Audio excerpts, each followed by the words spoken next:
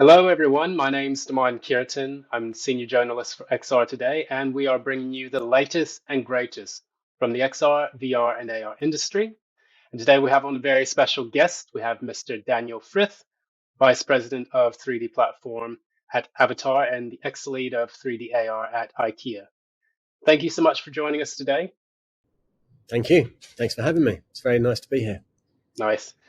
And so we want to jump straight into it. So we've had some new updates from Avatar. Could you tell us a little bit about those updates? Yeah, sure. We're still evolving the technology side of things. We've been producing some great photoreal content. I think we're focusing a lot on the sort of, the AR side of things, obviously, and also the iframe side of content creation and how that's displayed. So we've been evolving. There's a huge need for AR and e-commerce moving from physical to digital, and there's a lot of companies who are desperately trying to become more present in things like the metaverse. Buzzword of how we're interacting in a different way. But yeah, I think what we're doing is we're trying to evolve not just from a content perspective, but also in how we do that, but also from a technology perspective, and how we can create really, platform agnostic solutions and products that people can use. So yeah, it's an exciting time for us. A lot of evolution and development going on. Brilliant. Yeah. And we wanted to get into it a bit further. I wanted to ask you about some of the challenges that you've Yeah. had to face in creating those solutions. Yeah, sure. I think one of the challenges, I suppose, is that obviously technology in some ways can hold 3D back a little bit, if you see what I mean. So we can evolve 3D content to match technology. So if you take mobile devices, you take CPU, GPU tech in mobile tech, that can, can only build assets to match the quality of that, and then different operating systems. So that can be a real challenge for us, and I suppose, to get into some nitty gritty, then if you take something like a GLB or a USDZ file, they can have different processes, but of course you need USDZ files for Apple devices, you need GLBs for other types of devices, and different browseware. So that can be a challenge. But we're seeing customers challenge with how they go from physical to digital. There's a lot of change management involved in that. There's a lot of evolution of technology. They aren't necessarily prepared to go to this space yet. There's a lot of challenges internally of how we make things efficient, make things work well, produce photoreal content in an efficient way, because they come with big file sizes. How do we find good file sizes so that it's usable on any device, anywhere, even if you've got a bad connection somewhere remote, so that can be a challenge. But as again, customers are also having their own challenges about how they go from physical to digital and stuff like that. So. Great. Great answers. I wanted to ask you actually, um, because we know that you've had some quite a bit of experience with IKEA. What do you Mhm. think that your expertise and your long career in 3D AR can contribute to Avatar's, upscaling and development? Oh, good. There's a lot of synergies between a lot of companies like IKEA. There's a lot of other companies like that who I think that the whole use of 3D and technology and AR is becoming much more commonplace. AR has been around for a while, as you know. It's been around for several years, but it's becoming more readily accessible to everybody.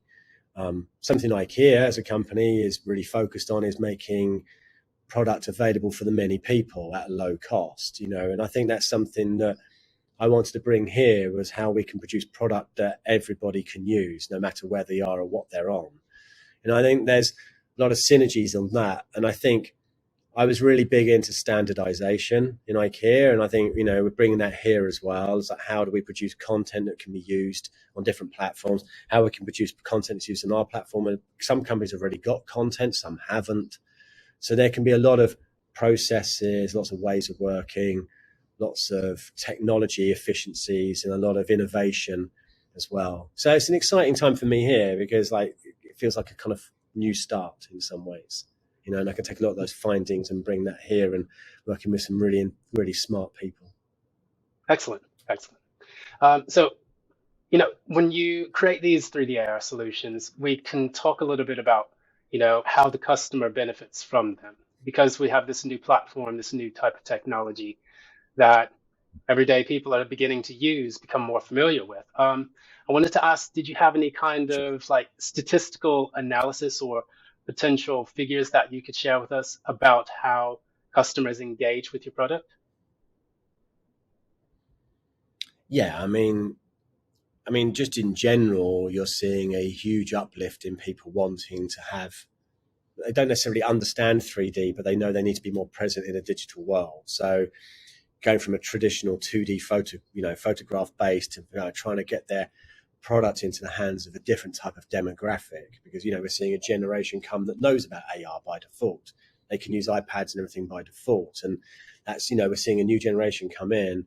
So you have to kind of be prepared for that, and a lot of these physical retailers are having to kind of change how they work and change how they adopt. I mean, our customers have seen a 350% increase on average in sales conversion when you bring this kind of platform to it. That's a huge number, and there's a 60% increase in product to cart, for example, or add to cart visits, and the average engagement time has really, of like what used to be like 4 minutes is now like seconds, Hmm. because what you're finding is people are kind of going into what they presume is a 2D experience from traditional, images, and then now so they can spin it around on 6 axes. They can rotate and move around. And traditionally, people had to buy a product or physically see a product or have it delivered in order to have that. And now they can experience a product before they commit.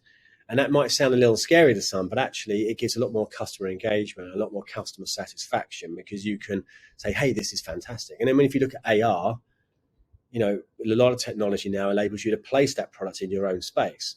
So not only can you see it from different angles and get a sense of what the fabric is like or what the color is like, but you can also then place it into your own environment and say, hey, it fits there. Oh, this doesn't match my design. And you couldn't do that with 2D before. So this is where it really brings a huge benefit to everybody, I think. Absolutely. Yeah, you've seen a lot of different kind of companies. I remember Amazon also had a similar type of technology where you could place the Yeah. furniture or the clothes or shoes, in your real environment. And, people are finding that it gives them a lot more confidence when they buy things online. Maybe if I can add to that, the Hmm. one of the interesting things there, of course, is that I talked earlier about how technology and content, they kind of go hand in hand. And again, when you do mix and match in AR, when you're placing multiple items into an environment, you have to choose the content. You have to develop the content with efficiency in mind. You can't throw a really high detailed asset into that and put 50 of them in the room, because it will blow most mobile devices. So what you have to choose nowadays, you have to develop your assets so that they're efficient and you can put loads of them together, but then you lose quality. And the general demographic of people who use this aren't going to understand that it looks a bit boxy or it looks a bit low resolution. They'll think that's how the product looks, but they don't necessarily understand the technology. But as we've seen the technology increase and we get bigger files, get bigger RAM sizes, more powerful, GPUs, CUDA processing, whatever in mobile tech, we can push the bar up. And then you'll start to see more and more mix and match that is really photo real. And also, as the technology evolves as well, you're able to snap things to walls, remove furniture, replace things, and really sort of, rather than just overlaying, which is where we are kind of off most of the times today, we'll be able to take things out and replace, put suggestions in, use AI and machine learning and computer vision to help us process, hey, that looks like that kind of sofa. Here's another one from this provider that's the same size and similar to your design, and that's something that's really evolving and really moving, which is really exciting. Excellent. Wanted to ask, did you have any other things that you wanted to add about maybe Avatar or the direction of the metaverse or, retail in general? Sure. I mean, I guess that, there's a lot of buzz around the metaverse. I think it's going to be quite interesting to see how that evolves. Um, you'll see, I think you'll definitely see an evolution of people kind of almost creating, I mean, you remember Second Life, right? So, I mean, you'll probably start seeing people take Second Life into a new era through the metaverse, where they'll create a virtual world and their own physical world. And you're seeing small space living as something from IKEA. I know, like, small space living is a big focus for IKEA because a lot of people don't have huge places; they have like small places. So if you can give them the ability to live in another world, a New York apartment or something like that, through the use of VR or lenswear, that's going to be really interesting to see how that evolves. I think also you'll see mobile tech gradually, sort of more wearable tech coming in. And I think this is something that all technology companies are aware of. So the smart thing is to build your platforms in a sort of agnostic way. So it doesn't matter if it's mobile, bad mobile, a good mobile, or on wearable, reuse of content, reuse of the engine, reuse of the tech. So when that comes around, because I just personal belief that you'll see the mobile phones eventually sort of, being the complement to wearables, and then at some point the wearables will be powerful enough to be wearables without the mobile tech, and then you kind of have that full immersion on a day-to-day basis, and it becomes a complement to your life. And I think the tech we're developing is really working with that. So Excellent questions, and yeah, we're looking forward to seeing the new solutions that are developed under Avataar. And thanks so much for your time today. I do appreciate it. thank you. It's been great to meet you. Thanks ever so much. Thank you. Okay, so that's Mr. Daniel Frith. He's the Vice President for 3D platforms at Avataar. And if you guys enjoyed this conversation that we had today, please like, share, and subscribe to our content so that you can always be kept in our loop. So feel free to also spread the word of our conversations from XR Today with the XR News hashtag on Twitter, LinkedIn, and Facebook.